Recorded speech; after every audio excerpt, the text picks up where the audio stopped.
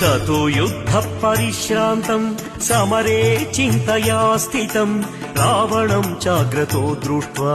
युद्धाय तमवस्थितम् ततो युद्धः परिश्रान्तम् समरे चिन्तया स्थितम् रावणम् चाग्रतो दृष्ट्वा युद्धाय समवस्थितम् दैवतैश्च समागम्य